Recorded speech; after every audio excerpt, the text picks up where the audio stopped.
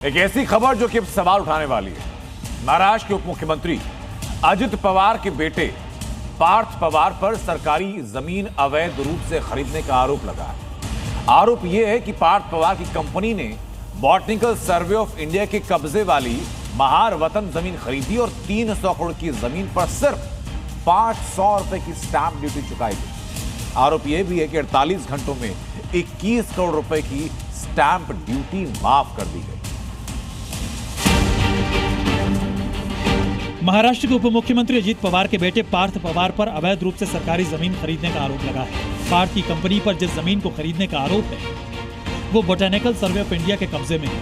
आरोप है कि महार वतन की जमीन को खरीदते हुए पार्थ पवार की कंपनी को 48 घंटों के अंदर 21 करोड़ रुपए की स्टैंप ड्यूटी माफ कर दी गई। 300 करोड़ रुपए की जमीन खरीदते समय औद्योगिक नीति का लाभ उठाकर मात्र 500 रुपए की स्टैंप ड्यूटी का भुगतान किया गया।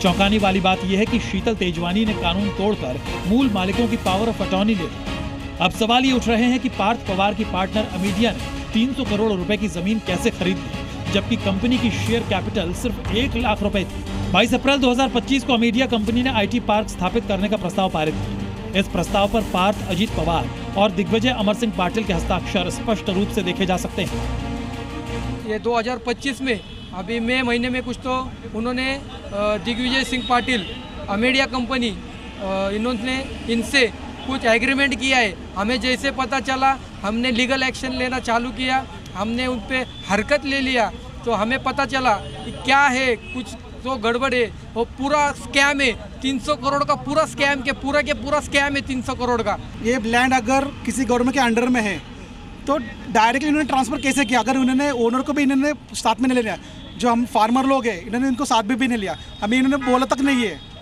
कि लैंड हम इनको दे रहे करके, ये बिना हमें पूछे ही इन्होंने कर दिया पूरा। ये महज 2 दिन में 24 अप्रैल को राज्य के उद्योग निदेशालय ने अमीडिया कंपनी की फाइल पर स्टैंप ड्यूटी माफी को मंजूरी दी। जमीन खरीद का लेन देन सिर्फ 27 दिनों में पूरा हो गया। सबसे खास बात यह कि अमीडिया कंपनी ने 22 अप्रैल 2025 को एक IT पार्क स्थापित करने का फैसला किया है। नए दस्तावेज हमको मिले हैं कि उससे ये हमको मालूम होता है कि उन्होंने पार्थ पवार जी जो है, जो यहाँ के डिप्टी CM है अजित पवार जी, उनके सुपुत्र है और उनका एक कंपनी है। वो अभी हमको 1 वीक हुआ ये सब बात। 2 दिन में अगर डिप्टी CM के लड़के की कंपनी के ऊपर कंपनी को अगर लैंड मिल सकता है तो हमारे पुरखों से 60-70 साल से हम लोग लगातार इस कोशिश कर रहे हैं गवर्नमेंट के हर दफ्तर में जाके कि हमारा लैंड हमारे पुरखों के नाम पर हो। आरोप है कि सिर्फ 48 घंटे में यानी 24 अप्रैल 2025 को उद्योग निदेशालय कंपनी को अनुमति देती 300 करोड़ की जमीन खरीदते समय मात्र 500 रुपए स्टैंप ड्यूटी चुकाई गई। कानून के मुताबिक अगर महार वतन की जमीन बेचने का समय आता है तो सरकार को जमीन की कीमत चुकानी पड़ती है। किसी भी दस्तावेज में इसका जिक्र नहीं है। आरोप है कि कोरेगांव पार्क की जमीन, जिसका बाजार मूल्य 1804 करोड़ है, 300 करोड़ में खरीदी गई।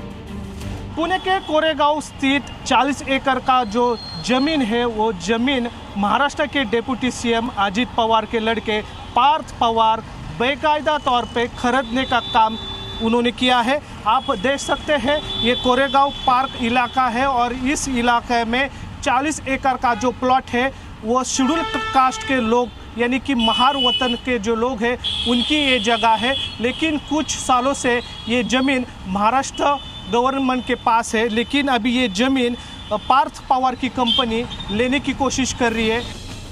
कोरेगांव पार्क भूमि घोटाले पर जी मीडिया की खबरों पर सरकार ने संज्ञान लिया। अब पंजीकरण महानिरीक्षक भूमि घोटाले की जांच करेंगे।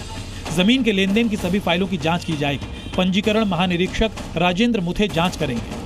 समिति को 7 दिनों के भीतर रिपोर्ट देने का आदेश दिया गया है। अगर सरकार की जमीन है तो बेचने का अधिकार है ही नहीं, और अगर फिर बेची कैसी गई सरकारी जमीन, किसने परमिशन दी? और तहसीलदार अगर कह रहा है कि मैंने साइन ही नहीं किया तो जमीन बेची किसने?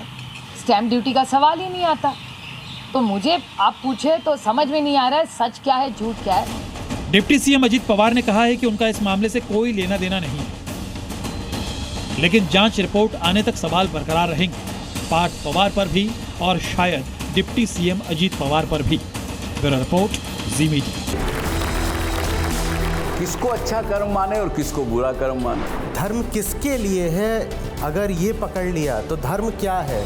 ये अपने आप साफ हो जाएगा। क्या आप भी सहमत हैं कि कर्म ही धर्म है? ये परंपराएं, ये रस्मो रिवाज, इनका धर्म से दूर दूर तक कोई लेना देना नहीं है। आचार्य जी, ये इतना अंतर्द्वंद क्यों?